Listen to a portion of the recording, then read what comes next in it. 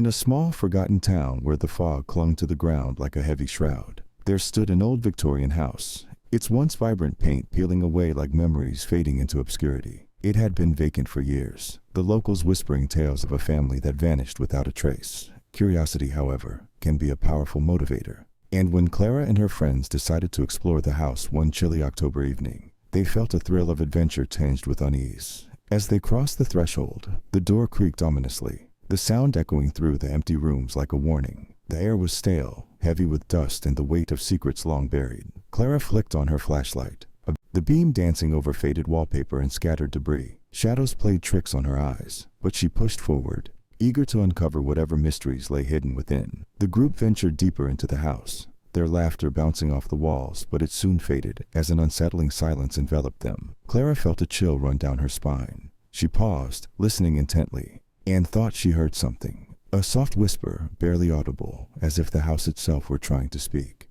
"Did you hear that?" she asked, her voice barely above a whisper. The others shrugged, dismissing her unease as the product of an overactive imagination. They continued exploring, their footsteps echoing through the empty halls. Clara felt drawn to a narrow staircase leading to the attic. Against her better judgment, she climbed the rickety steps, each creak sounding like a protest. At the top, the attic was a cluttered graveyard of forgotten belongings, dusty trunks, old furniture, and a single tattered doll sitting in the corner. Its glassy eyes seemed to follow her. She picked up the doll, its porcelain skin cracked and weathered. As she turned it over, she noticed an inscription on its back. "They never left."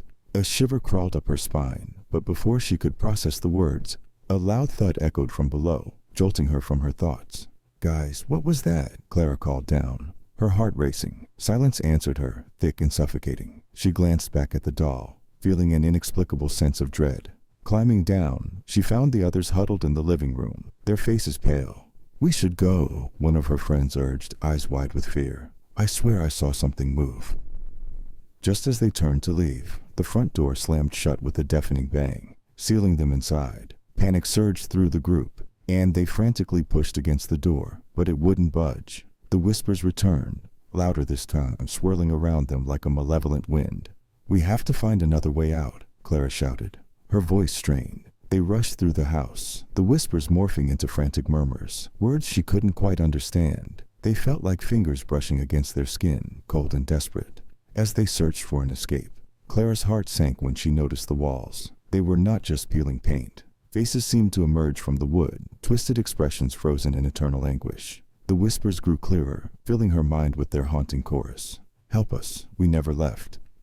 Desperate, they stumbled into the kitchen, hoping to find a window. Clara's eyes landed on the cellar door, slightly ajar. "What about down there?" she suggested, a mix of fear and hope gripping her. Without waiting for a response, she pushed it open and descended into the darkness. The cellar was cold and damp, the air thick with the smell of decay. They found a single flickering light bulb swinging from the ceiling, casting eerie shadows against the stone walls. Clara felt a pull, a compulsion to move deeper into the gloom. The whispers intensified, echoing off the walls. "Clara," one of her friends cried, his voice shaking. "We have to go back." But it was too late. A figure loomed in the shadows, its outline indistinct, yet undeniably there. Clara's heart raced as the whispers coalesced into a single chilling voice. "Stay with us." She turned to run, but the shadows seemed to twist and coil around her friends, pulling them closer to the figure. They screamed, and Clara felt a cold hand grip her wrist. Panic surged as she fought against it, but the voice whispered sweetly, "You belong here."